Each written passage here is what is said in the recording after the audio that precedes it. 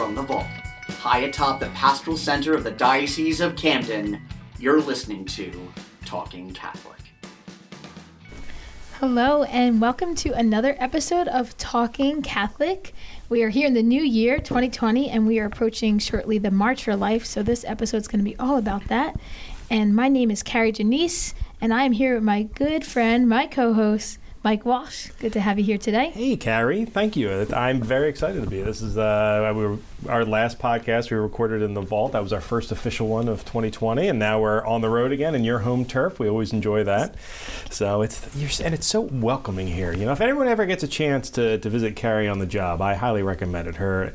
We're in the larger area right now, but her youth lounge is the best place to come and visit. So if you youth ministers want to know what a really good youth lounge comes, get in contact with Kari. Yeah, well, actually, speaking of that, there'll be an episode coming up on Talking Catholic Youth Ministry Insights. The videos I've been hosting, we're going to do a tour of our youth lounge. So stay tuned to be able to see a video of that if you'd like to. This is an exciting day for you. Yes, I know. It's so exciting. This is the nerve-wracking, exciting. It's good stuff. No, your YouTube show premiered today at noon on Monday. We're recording this early, so what's this, the 13th? Well, what day is today? 13th. That's right. Monday the 13th. That's not an unlucky number at all. No. But no, it premiered, and it's already got a ton of views, and we're very excited about Hopefully that. all positive reviews on it, but hey, it's to be determined, and it'll keep me humble for sure, because there's a lot of critiques that I've already done on myself, but I'm excited to just get it out there and for people to see it, and what the diocese is doing right now with the YouTube channels coming out,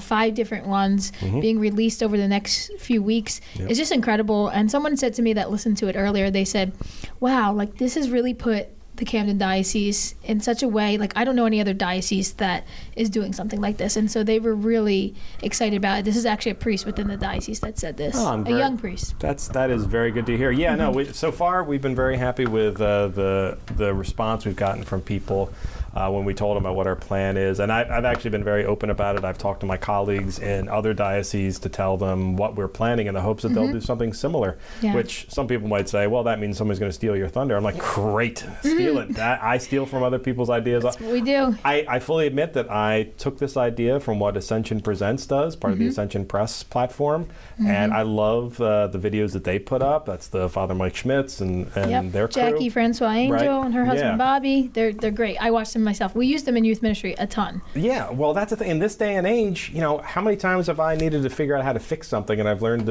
I go to YouTube to explain it to me, and I thought, well, this is the perfect opportunity. So we talked about this in the previous podcast, and I don't want to delve too into it, too much farther into it, because we certainly have other podcasts dedicated to it. But since this is your special day, I just wanted to put it out there that it's now up and out, and I think by the time this airs, there'll be a second video, YouTube show hosted by Donna Ottaviano Britt that should be live, and I really encourage everyone to check them out. Yeah, and I'll just end it with, if you can all keep us in your prayers that it continues to go well, be well received, and that the Holy Spirit is out there, and whatever people want to hear, that we're giving it to them. So we hope that we can help enhance the faith in any way we can. Yep, and now, while YouTube shows and doing things in new media is definitely one of my favorite things to do, we're actually talking today about one of my absolute this is always a difficult one for me to talk. I know. Want to say this is one of the most enjoyable events for me to go to, because it's such a solemn event, but there's such a joyousness to it at the same time. We're talking about the March for Life today, right? Yeah, it is.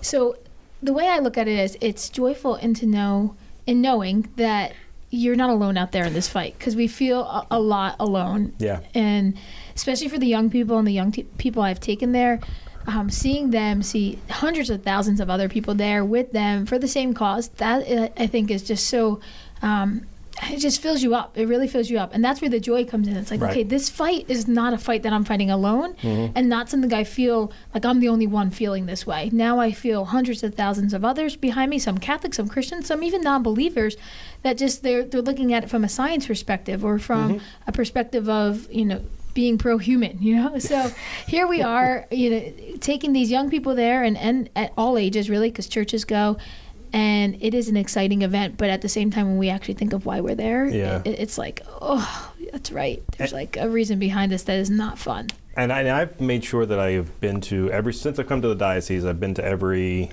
I've been to every one over the last, this will be my 5th one I think I'm going to. Yeah. And then prior to that, the last time I went had been as a teenager, but it left a mark on me even then. And what I found was that my desire to go, while certainly in support of the right to life, was even more so that I wanted to make sure that I was able to get the news out there, because this is a huge event that takes place walking through the streets of Washington, D.C. The beautiful structures. I love D.C. I love the architecture. I love everything. I love going to D.C. But it doesn't get a lot of play on the news, and I wanted to make sure that we were able to utilize all of our communication tools within the diocese and the Catholic Star Herald, and now with Talking Catholic, to make sure that people see that these kinds of events happen. And you're absolutely right, the diversity of the event. It's an ecumenical event in the sense that there are so many other faiths there. It's always good to see our brothers from the Lutheran Church walking down the street with us. I love seeing that. It is a great way to see all that, and it's so true. And you're absolutely right. It's inspiring to be with so many other people who all understand the importance of respect life, all life, and it's certainly that march is specifically geared towards,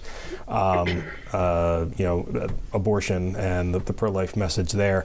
But it can also be extrapolated further into the right to life for all humans of all ages. From conception to natural death, for sure. It is definitely it is really neat to see so many other ecumenical. The churches coming, and then the college banners. I always enjoy that. Like, wow, they came from so far. That's really neat to see. Yeah. But you're so right, Mike. They do not put it out there on TV, on anywhere. You're like, occasionally you'll catch a blurb and you're like, are you serious? Like, they said there's like maybe a couple hundred people here. There was a couple 100,000 people here. Like, why are you downplaying it? So I always found that frustrating, and I'm glad that you're using our tools in the diocese to do this. So absolutely, kudos to you. Thank you. And the thing is, it's actually, I used to say it's an all-day event. It's actually now a weekend-long event, because there's a lot of tangential pieces that go to it. They actually moved it. It used to always be held on the day of Roe v. Wade. January 22nd. Yeah. Now they've moved it to the last Friday of that week, so that they could actually extend it into a weekend. Makes it easier for people to get there. They can take a long weekend as opposed to it being in on a Tuesday, which is always light weeks when it's on a Tuesday. Certainly you always have to deal with the weather in December and January, but let's see, I think the first year I went down it was snowy, but otherwise than that, it's been great. The last few years have been great. It's been really nice. And actually, you get a good walk out of it, so you're warm anyway. It's no big deal. I usually end up shedding a layer too, because I always over layer, and then I'm like, oh wait, it's really not that cold. So the day of the event, before we introduce our guests, but the day of the event, I always take the train down. Well, let me rephrase that. I often take the train down. I prefer to drive down. Then I hop the metro into D.C. From I-95. And then you get right to the mall there in the middle of D.C. You got Washington Monument on one side and Congress on the other.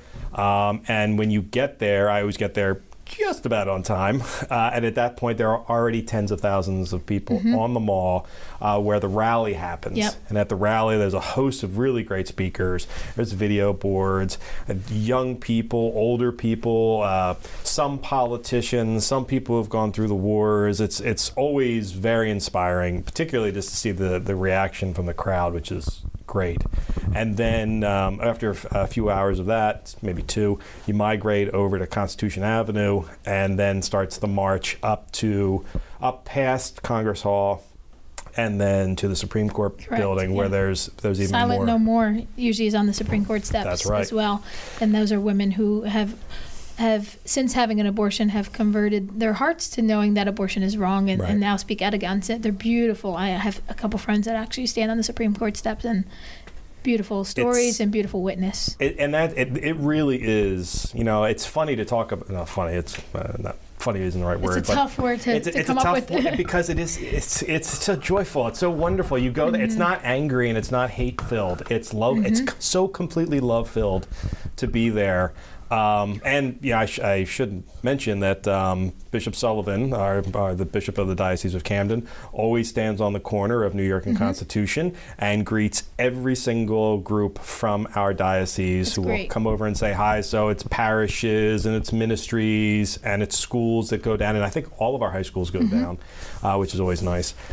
So we certainly, and he really feels very strongly about that, so he makes sure he hops a train every single time. The only one he's missed was last year because he had to be away. He was actually out of the country. So myself and the Vicar General, Father Hughes, went down. Excuse me. Yeah, and that was a great experience to be there on his behalf, as a matter of fact. Yeah, I saw you. We took a picture of you. That was it's weird when people. I was like, oh wait, you're taking a picture of little old me? Okay. But anyway, let's introduce our guests who have all attended. They've all attended, and maybe when you introduce yourself, you could say if you've only attended once or several times or however long it's been that you've been going.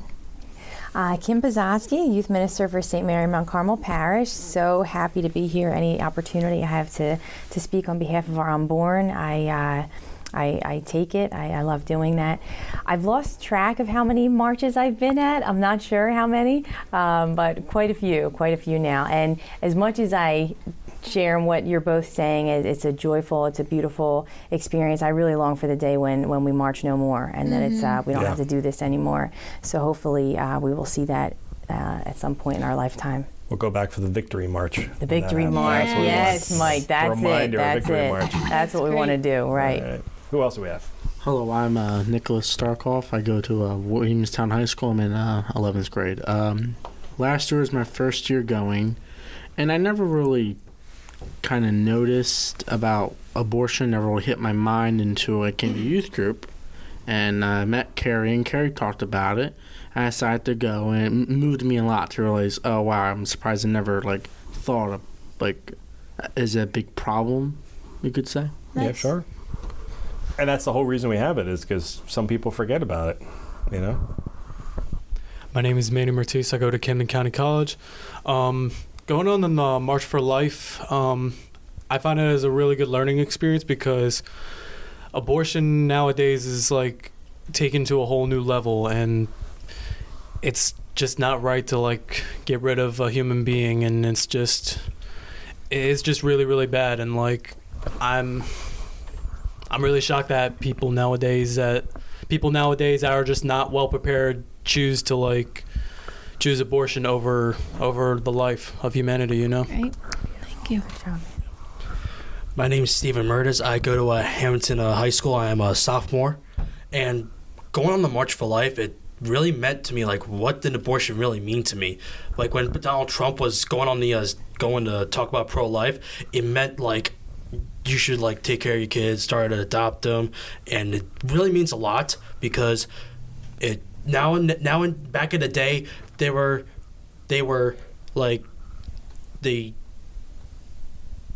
yeah, it's a tough topic definitely to see, for sure.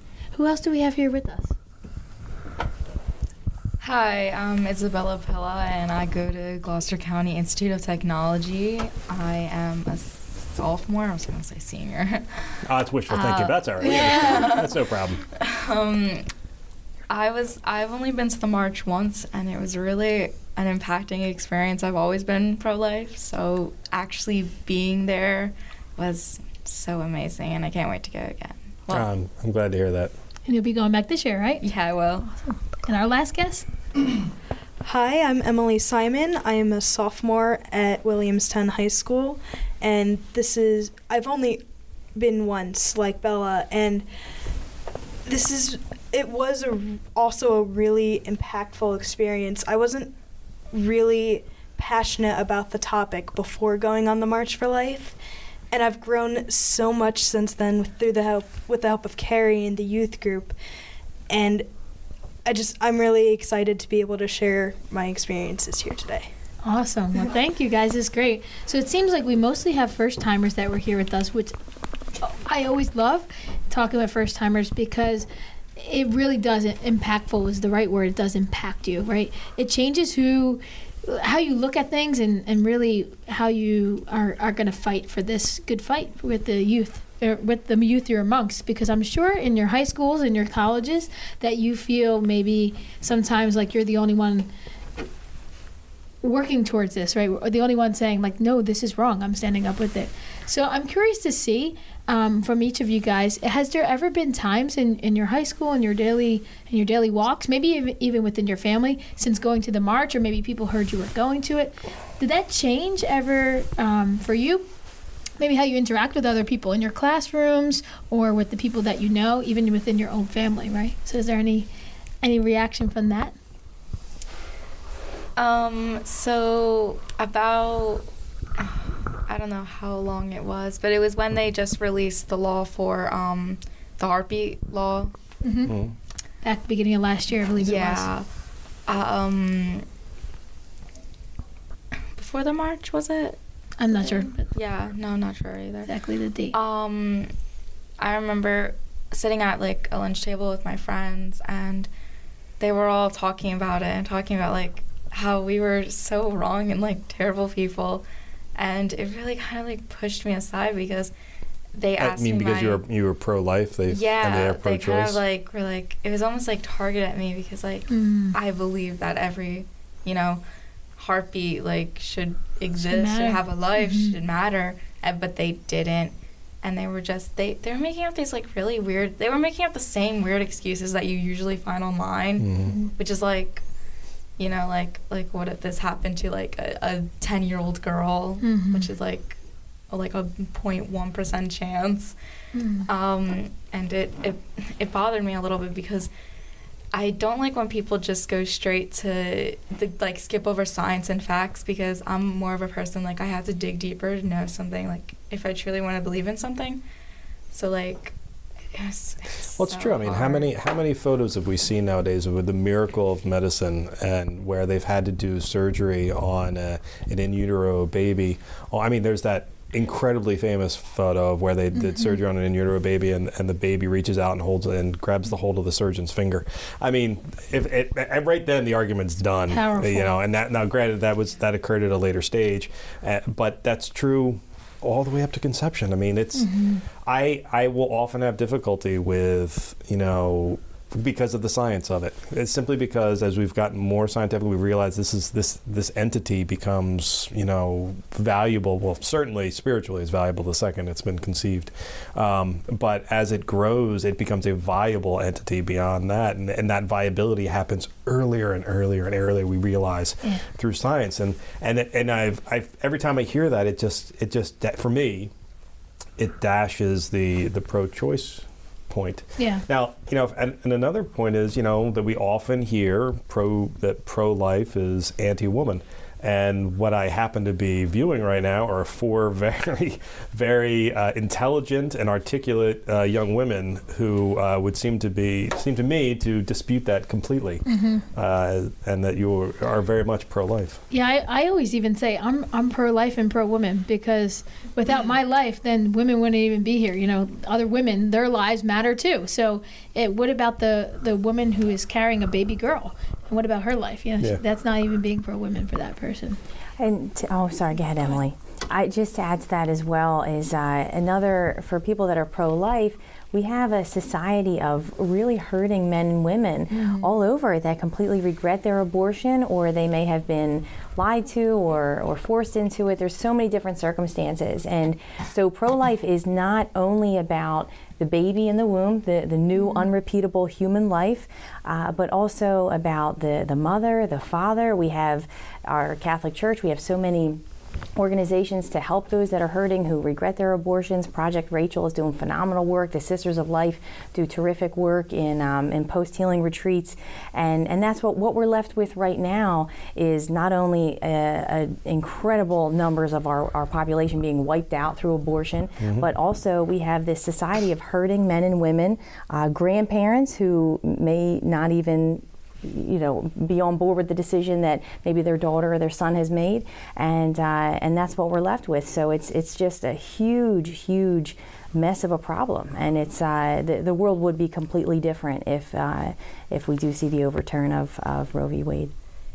Yeah, going back to what Kari said about how pro-life is pro-women, I had gotten a shirt at the National Catholic Youth Conference.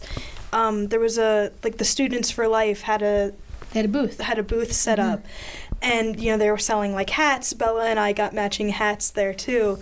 But I got a shirt that it's blue, and it says that, like, real woman empowerment supports life. And That's awesome. Do you wear that to your public high school? I do. I wore my March for Life shirt more frequently last year. I haven't this year just as much.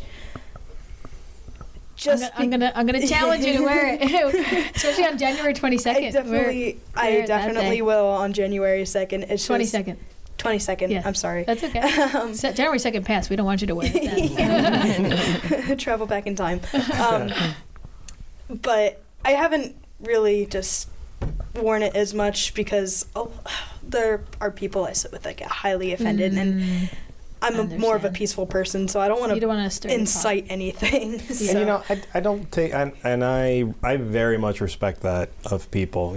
I certainly, my social media presence, if you were to look at it, is the tamest thing on the face of the earth. Simply because I know, well, when you're a Catholic, you get to offend everybody who doesn't agree with what you believe in. So I kind of temper a lot of what I put on social media, and it's the same thing is true of your work relationships and stuff like that. I don't necessarily expect, and I may be wrong, but I certainly don't expect everyone to be a social justice warrior or a pro-life warrior every second of their day. I find that oftentimes things like this are sprints; they're not marathons. They're not sprints. It's your constancy and your resiliency, and the fact that you live it in your daily practices every life of your life, that you don't necessarily have to shout it from the rooftops, which is what the March for Life is so great about it. That is the opportunity when you get to shout it from the mountaintop. In your daily life, my greatest effect that I've had on people, and that all starts with formation, which is what certainly our 5 youngest members at the table are in the midst of right now, though we can all remain working on our formation. But it's that in your personal life, when you have these conversations with friends who may be in crisis and trying to decide what they're about to do, you now have been through the work of, Kim and Kari and your DREs and your pastors and everyone and your parents, and everyone's had an effect on your life. You can then counsel them. That's really where the power is, I find, in my life. Oh, yeah. That one-on-one counsel, and the fact that you're rooted in the truth that you've learned, your Catholic principles and your Catholic truth, that you may never, and I say this to all of our listeners, maybe you don't have any particular inclination to go to the March for Life, but you are a strong pro-life advocate. You can still feel a great deal of validation, if that's something you're looking for, in knowing that in your daily life you are doing what needs to be done. You may be praying, you may be talking to folks, you may be instructing others, you may just, by showing up to Mass, perhaps wearing a pro-life t-shirt, you might be inspiring others to do that. So feel comfortable in the fact that you're choosing not so much to not fight the battle, but to fight in a battle in a way that wouldn't necessarily, in our very fractured society that we live in right now, where everyone's willing to fight with each other on the smallest little point, that you're doing it in a way that doesn't necessarily cause further division, but you're able to maybe bring them to your side in more subtle and useful ways. Now keep in mind, you're getting this from a PR guy, which is our whole thing. It's like how to lead people to water. But you never know. And I agree in keeping the peace, and in realizing what you said, that is true. I have to do it with even family members and friends that are very close to me, and be very intentional about how I post different things and the wording of it. And I sometimes, when I'm doing a pro-life post, will really think about, okay, how am I going to word this, or how am I going to say this before I put it out there, because I want to make sure that it is said in the most peaceful way. So I agree with you on that, for sure. And a way that people will respond to it, too. Mm-hmm. Yeah, and it gets them thinking. You kind of, and I want to leave it open-ended for the thinking too. Yeah, there are times, like even on social media, where I just have to stop, take a minute, and just not post anything, because it's horrible. It's like, you think face-to-face having an argument with somebody, it's bad.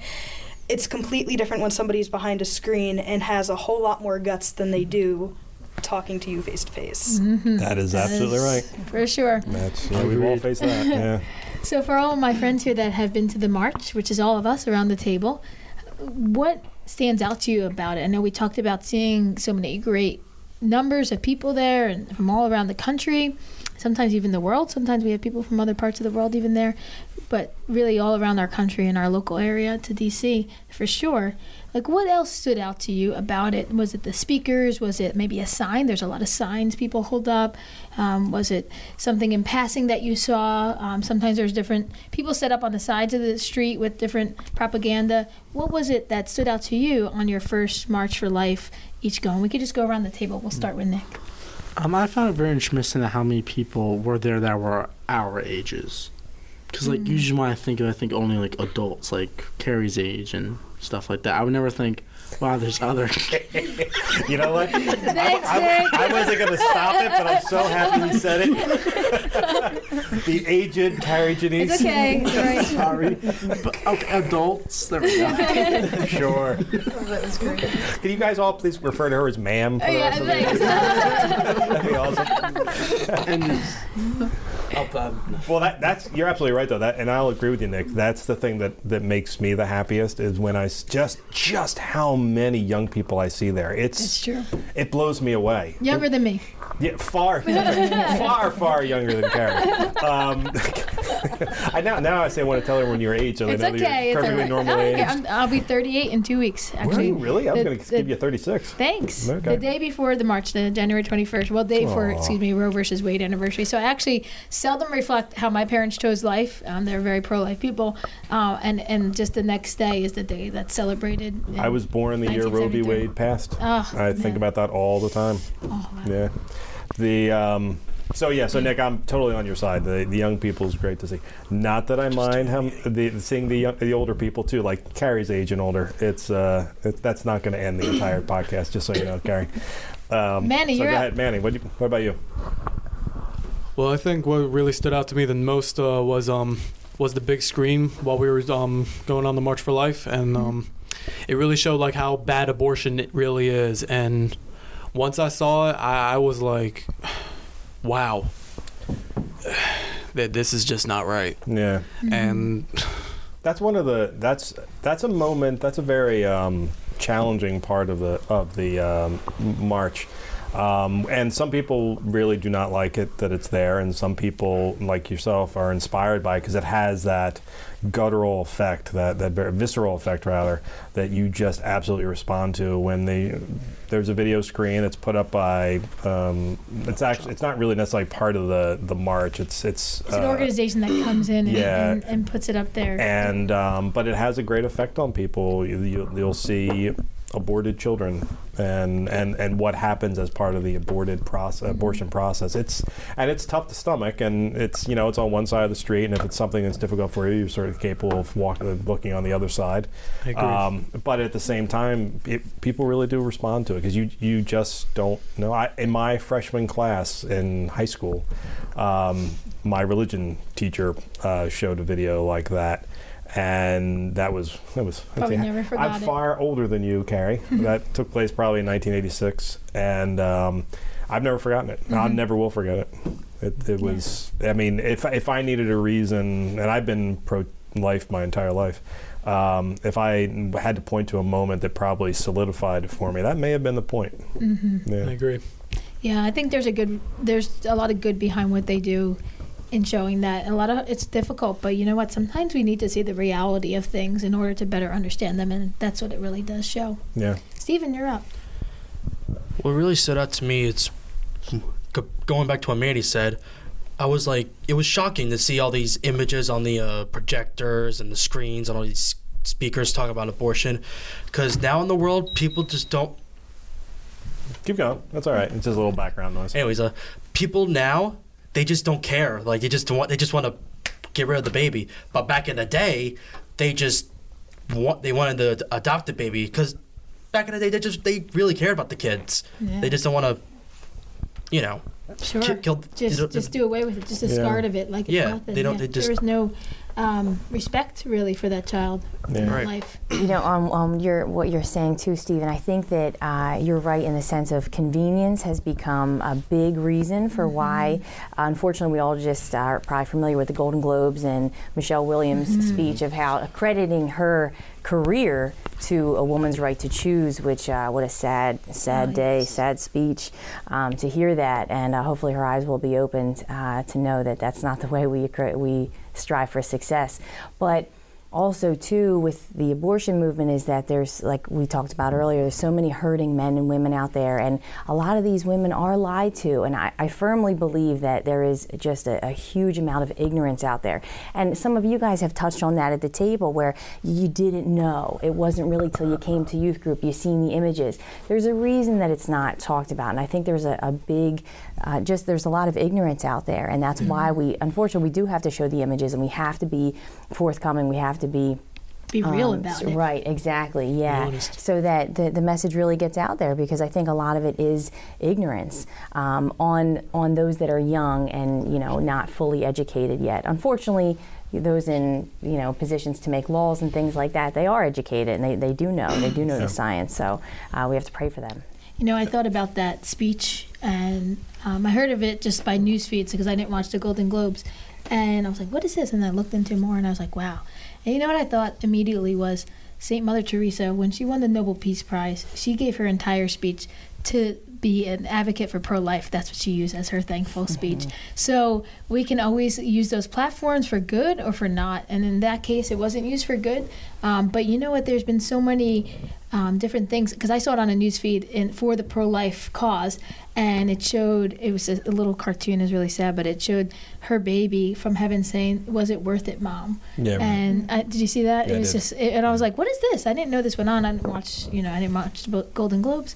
And I thought Mother Teresa used it for so much good, and we all need to take a cue if we're ever in, all you, especially our young people here, because you may win an award one day or do something amazing one day, and always use it for the glory of God, and always use it to promote the truth, the real truth. So we can always learn from these things. So. Yeah.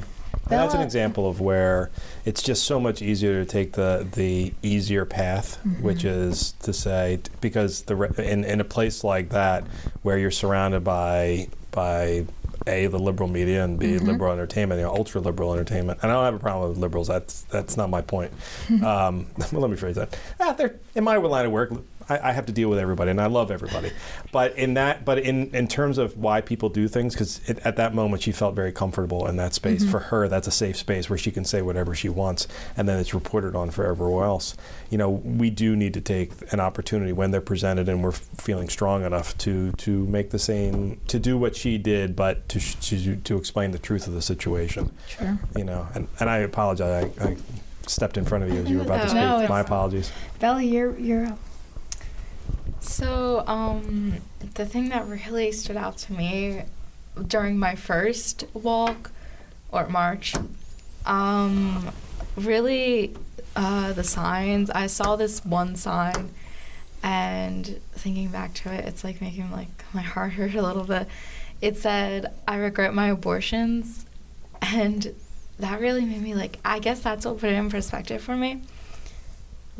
This woman is here on this march, and she was, I don't know her, but I know she's one of the strongest women that I know. To you. Does that make sense to me? That's one of the strongest women, because she has that bravery to go there, and she knows she's loved there with all those people and all the joy and all the happiness, and it was really. That was the first thing I saw when I started marching, and that really for the rest of the march, and honestly for the rest of to this point and all, that's what stood out to me. Yeah, it set a tone. It really did. It stayed with me, and I guess it's because I saw other signs that say "I regret my abortions" up, but it was "I regret my abortions" plural more than one, and that really got me Yeah, I had a similar moment to that actually on my first or second march. I was in college, and I saw a woman holding a sign, "I regret my abortion." I think it was singular, but I actually don't remember, to be honest. And I said, that woman's so beautiful standing there. My gosh, I feel so bad. Yeah, you didn't even know her, but I wait, I did. So I stood and I looked, I was like, that's my friend Patty. oh my gosh, that's my friend Patty. And I ran up there and hugged her. I didn't realize it when reading the sign, and like I was just looking at her as just a pure woman.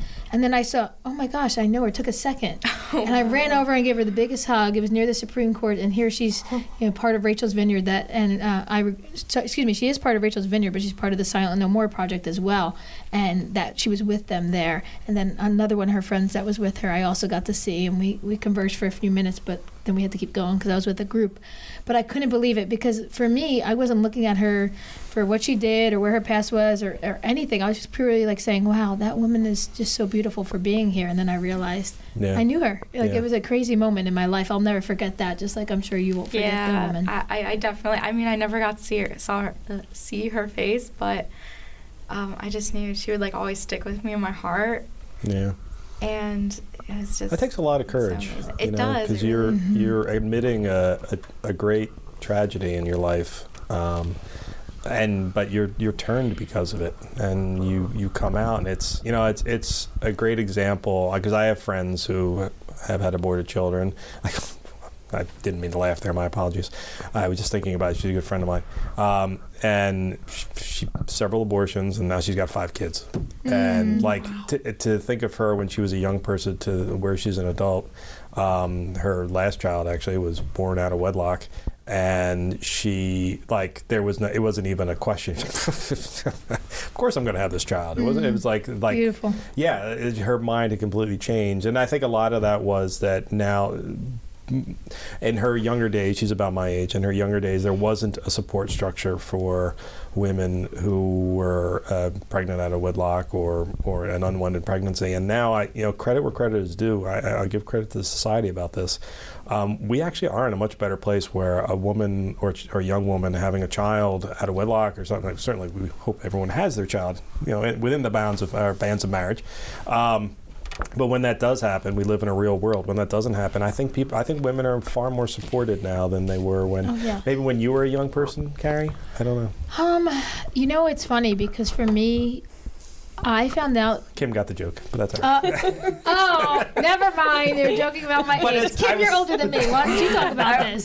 Age does not bother me. Maybe I'm one of the few women that I feel like life gets better as you get older. Because you get wisdom, which you all will have one day, and it's wonderful. I think actually a lot of them are expressing it now. It's really beautiful to hear. Yeah, it's true. You're already, yeah. And we haven't heard from Emily yet, so we'll let her go.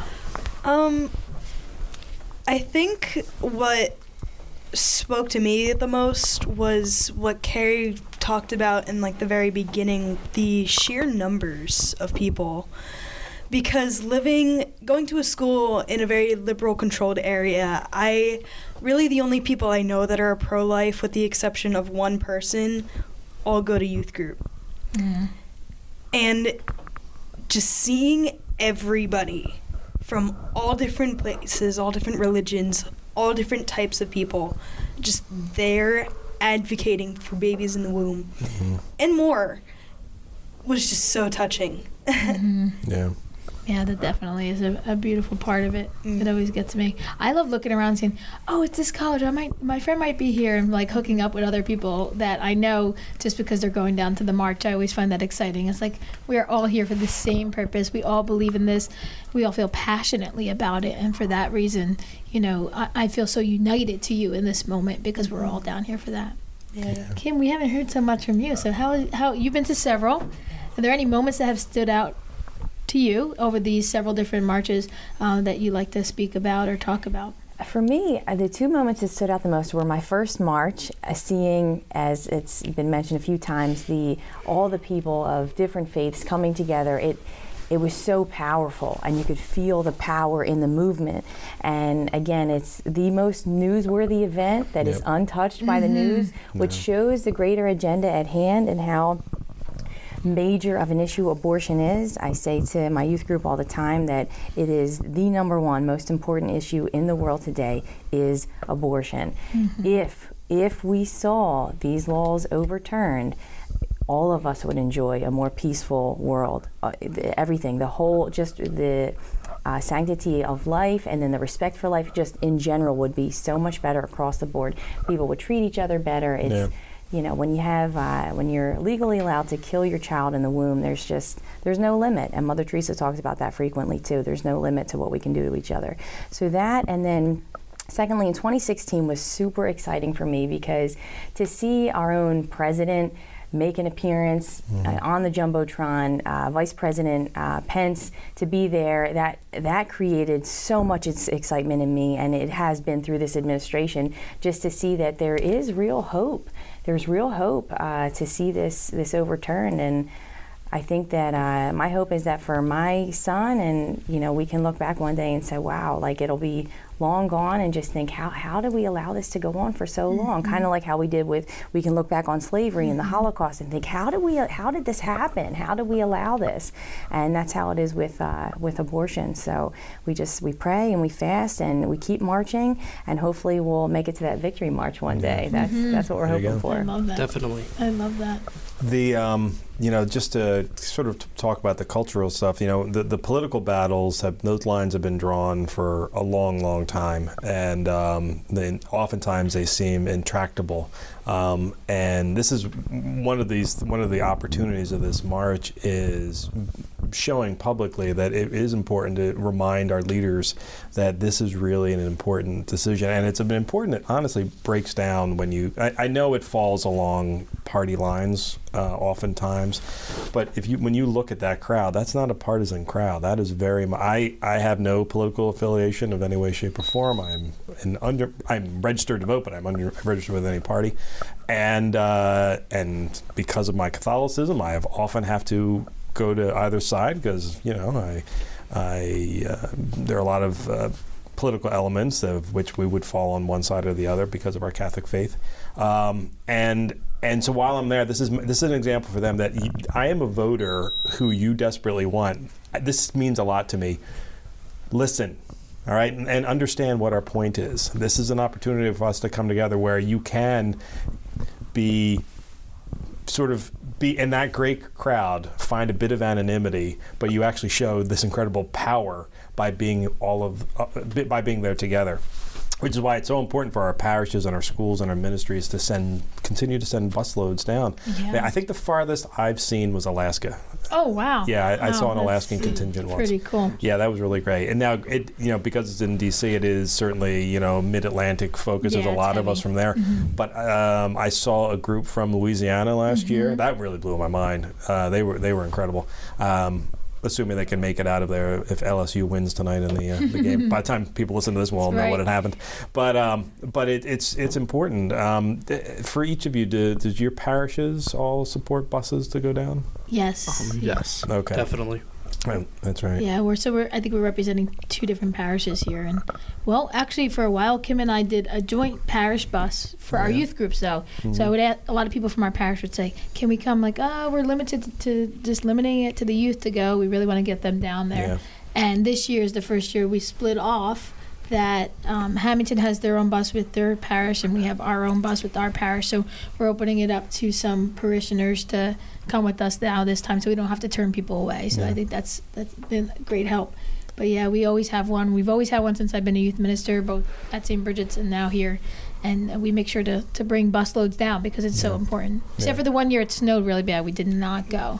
And I'm glad because there's buses that were stuck along the turnpike and everywhere else. So that's kind of crazy. And you know, sometimes that happens. Yes. But still sign up and go down because it's a wonderful. Yes. And quite frankly, it's a nice, easy drive. And everybody that I've ever known that's on a bus ride they have a great time. I mean, once again, being in community, which is something we should all be doing as often as we can. Being in community and all for the greater purpose. I've always enjoyed it. But just to go back to the cultural thing for a second, I was going to say that when I see young famous people saying that they are pregnant and choosing to keep the baby, I am inspired. I will admit that I am very much inspired by that, even when they have no apparent faith of any kind, because here are some young famous people who are showing it's far more important that I have this child and accept this child than to think about myself and whatever perceived negativity might exist by having a child. I mean, 3 of us here are parents, and I think we can all admit that parenthood is not easy. But it's incredibly rewarding, and Now, this is going to sound like a stretch, and I apologize. There's a beautiful martyrdom to it. Oh, there's a dying to self for sure, in a lot of ways, especially early on as women. I know Kim and I were nursing through the night, Yeah. That is like total martyrdom. I think I gained my sainthood just by feeding my child alone. There is very much some truth to that. You can't understand that, Mike, but for all the moms out there, yes, you're absolutely right. But my wife did that, and I've been proud of my wife many times in my life, but I will say that when she became a mother, when we were pregnant, and then when the kid was born, it went through the roof. It was like, for one thing, the ability to become a mother puts you into this.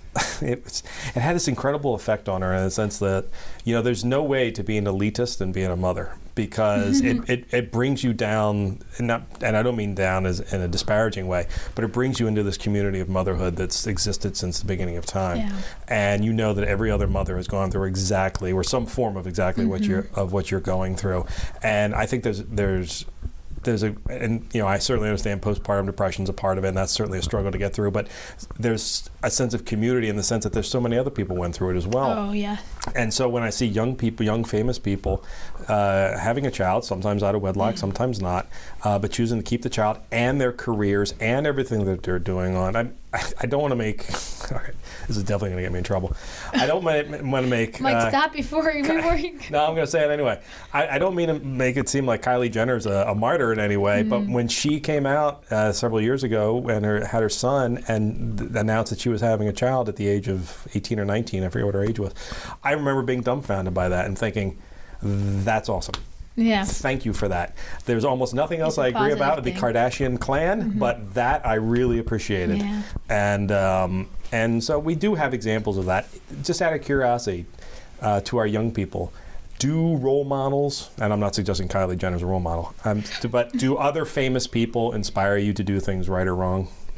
It's always a big question. We always hear about, we need good role models. We need good role models. Are you actually affected by role models? Or are role models still mom and dad? Well, for me, I don't really get myself that much into pop culture. I mean, I look at social media and stuff, but I just like watching the Jenners TV show or whatever. That's not really something I'm into. I'm more for watching like sci-fi movies, stuff like that. So that's not, my role models are still my mother and father, yes. That's a good answer. Well said, Emily. But it's cool if you had said Daisy Ridley, too. That'd be fun as well. I'd like to say yes, I do look up to my role models. There's I'm a Marvel person, and so I knew she was my favorite. All right. Me too. I'm a very my whole family, we are very big Marvel fans. So you're gonna watch the new trailer for Black Widow tonight that comes out at 8:00 during the LSU Clemson game. Okay, there you go. I don't think she cares about the LSU Clemson. No, I don't really. But yes, I do look up to my role models. There's so many more people that are like people just on social media in general. I know Lauren Classity, I think her last name is Classy and Pink. On Instagram, she's a pro-life advocate, she's one of my biggest role models. Yes. Just saying. That's wonderful. But yeah, I do look up to my role models. I mean, I don't let their bad ways shape me in a way, but once they do something good, I let that kind of affect me. You know what I mean? So. Well, that's good. It sounds like you're allowing positivity to have a positive effect on you, and that's what you do want out of role models. I find role models to be a double-edged sword. They are. Well, it's true because a lot of times you can have a lot of faith in someone, and then they'll let you down, and that's something that requires you to overcome it. But it also shows our humanity. I know we all strive for divinity, but we're not. We're human, and sometimes we fail, and sometimes we got. Which is the beauty of the women who come to the march and pronounce with a sign that they've had so many other chances that the Lord gives us for sure. I love that. How about the boys? Any role models for you? I like when just the popular people in general just do something good. Yeah. It may not be about pro-life, but donating to a cause, just anything that kind of, because that gets out a lot and kind of just shows that and kind of makes other people, so I kind of like that. So like what Carson Wentz does with his yes. His oh yeah. AO1. Yeah, AO1, yeah. Another non-Catholic, non-denominational, but a fantastic guy. Kari, anytime you want to get him on the podcast, I would fully support it. There you go. I normally look up to like anyone really who does like donations or causes, or compared to what he said. Yeah. I normally look up to like my family sometimes, or when they support like the abortion, the pro-life, and who. Yeah. And how about for your brother? Do you look up to your parents, or? I definitely look up to my parents. I mean, they're like the biggest role models in my life, you know, and they pretty much have been there for me like a lot, and they've done so much that I just wish I could like repay them back in some way, you know. And that's great. That's great, Manny. They've really been my role model. Period. I love hearing that. Mm-hmm. And I always like to look up on my cousins sometimes too, because they always help me out a lot. Ah, nice. I always say your cousin's your first best friend. I have heard that too. So we're nearing the march coming up. It's on January 24th this year. It's a Friday. Yeah, next week. And by the time this airs, it'll be coming up just that same week. Right. Yeah. So for those that are listening, if you haven't plugged in yet with your church or a nearby bus or planning your own transportation, of course, we encourage that. I think all of you guys, or most of you, will be attending a march. Is there something that each of you are looking forward to? For most of you, it'll be your second march, so you know what to expect. You know what it's going to be like. Of course, we pray for good weather. We pray for warm weather, so it's not freezing. But is there something that each of you have a hope for? I know. Oh. I love going to dinner at the Waffle House on 95 and Northeast on the way out, on the way back. That's my favorite. Good to know. I will admit that you know, listen, it's a great. It's where I'm cold and I'm usually hungry by the time I get back, and I like going down there thinking I'm going to end this day at Waffle House. No. That's a good thing. You could do that because you don't have a bus. Not for us. It's like. The Maryland house, which is packed, right, so we changed it last year and went to Domino's and ordered a bunch of pizzas. That kind of worked out nicely. So, and with buses, you got a limited time. So, all right, real quick answers. What are we looking forward to? I'm hoping for more people to go and just hopefully it gets there out more. So that's what I'm going for. I could say the same. You know, I also expect people to agree that abortion is wrong. Nice. I would want to see more speakers come up and show more images of like what's going on to this world, what's happening from the past and today. Beautiful. I definitely like to see more. Well, there were so many youth, but like more youth, especially our age, come down and really just.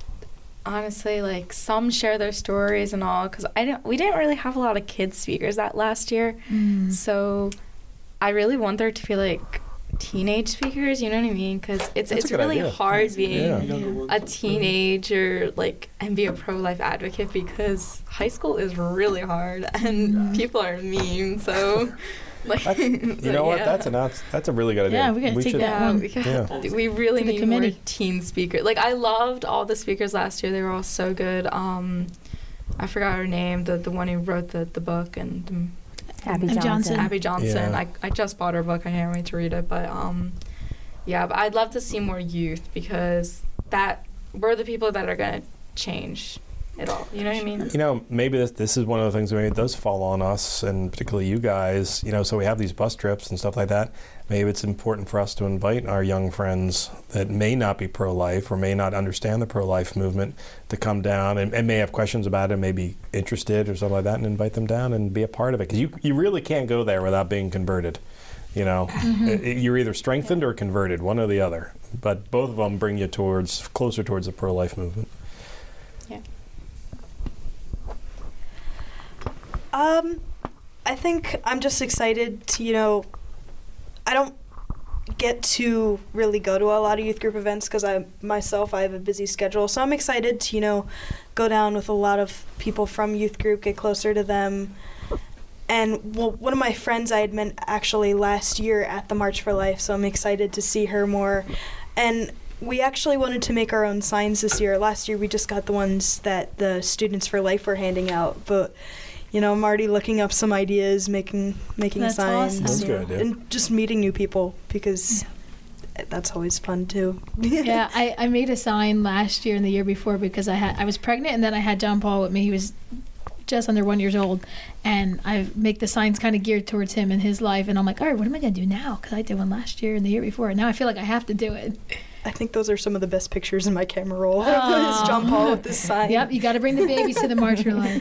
That is true. All right. So this is the first year, too, I've noticed that the day after, there's like a big forum with pro-life speakers. I haven't seen that in the past, that I think they're going to be training young people mostly on how to accurately speak on pro-life causes. But I know Vice President Mike Pence's daughter is one of the speakers, and it looks amazing. If I had seen it earlier, I would have loved to jump on that with some of our youth. But yeah, that's a really exciting thing that's coming up too. That's probably the next thing we need to do is go from the bus trips to the weekend trips down. And that's just recently that the March for Life has been doing these extended things. I think it's Students for Life that's putting that out. Yeah. Oh, okay, great. Well, thank you all for joining us today. You guys were great. You're excellent advocates for the pro-life movement, so thank you very much for taking part. And Kim and Kari, thank you very much for making sure that these young folks are properly formed and working hard. So thank you. All right. Well, God bless you guys. Thanks for listening.